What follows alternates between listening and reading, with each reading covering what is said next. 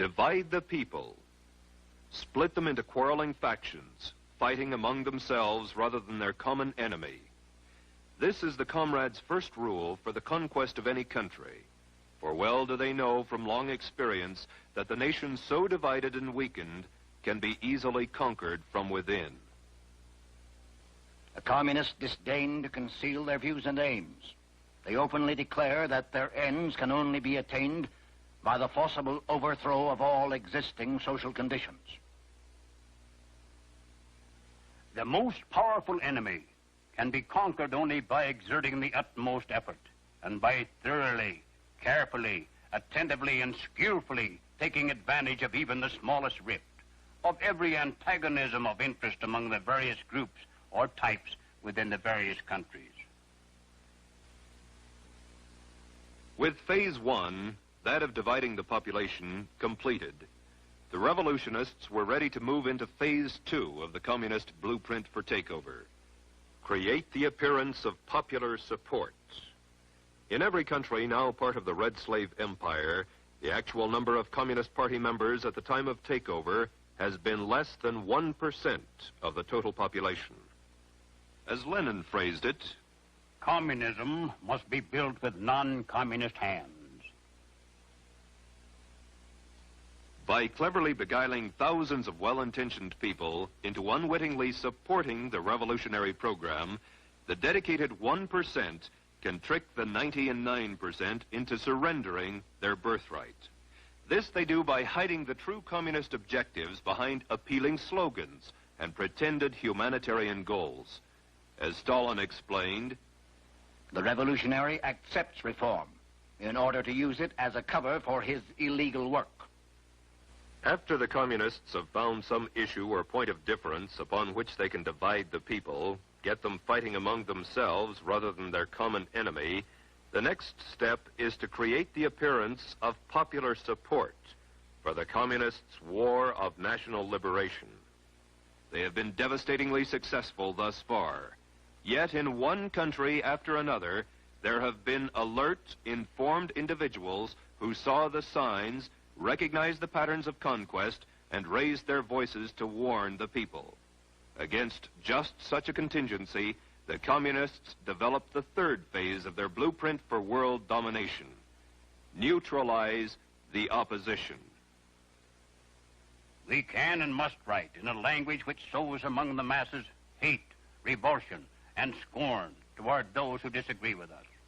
A Communist Party directive issued in 1943 reads, members and front organizations must continually embarrass, discredit, and degrade our critics. When obstructionists become too irritating, label them as fascist or Nazi or anti-Semitic. Constantly associate those who oppose us with those names which already have a bad smell. The association will, after enough repetition, become fact in the public mind. The next step in the communist strategy is the most easily recognized, for it consists of the tactic of getting masses into motion, and thus precipitating mob violence. Master psychologists that they are, the communists know that once the masses are in the streets, it's not too difficult to convert an orderly demonstration into a full-scale riot. They know, too, that when rioting occurs, police and military forces of the government must move to restore law and order, and thus they have the first visible signs of revolution. Riots, demonstrations, street battles, detachments of a revolutionary army. Such are the stages in the development of the popular uprising. The official constitution and program of the Communist Party stated in 1921, the Communist Party will educate and organize the working masses for mass strikes and mass demonstrations. It is through struggles that the working masses are prepared for the final conflict for power. As these strikes grow in number and intensity, they acquire political character through unavoidable collision and open combat with the capitalistic state. Mass action culminates in insurrection and civil war. In 1964, a communist document taken from the Viet Cong stated, get the people out into the streets. Quarrels should be provoked. Youth groups are to be armed with knives and clubs, allegedly to protect themselves in a manufactured tension. In China, as in all countries, the communist appeal was aimed primarily at students, young, idealistic intellectuals, most of whom came from wealthy families who could afford to send them to school. It was from this group that the young communist recruits came who later provided the leadership and backbone for the armed conflict to follow. In Cuba, leftist-oriented students were the vanguard of the organized street demonstrations. Once the masses were in motion, that tenuous line between demonstration and riot, between nonviolence and violence, was easily obliterated. As law enforcement officers sought to restore order, police brutality became the cry of the insurgents. The invariable charges of police brutality were hurled as efforts were made to maintain law and order. When marches and demonstrations turn into riots in any country slated for takeover, the communists are then ready to implement the final stage of their blueprint for conquest. It takes only a handful of armed opportunists, criminals and savages to create the semblance of revolution.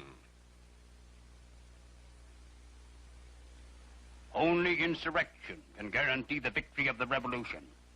The purpose of insurrection must be not only the complete destruction or removal of all local authorities and the replacement by new, but also the expulsion of the landlords and the seizure of their lands. And so it has been, with but minor variations in one country after another. Divide the people. Create the appearance of popular support. Neutralize the opposition. Precipitate mob violence. Create the semblance of a revolution. An accurate summary of Lenin's strategy for the conquest of the world is as follows. First, we will take Eastern Europe. Next, the masses of Asia.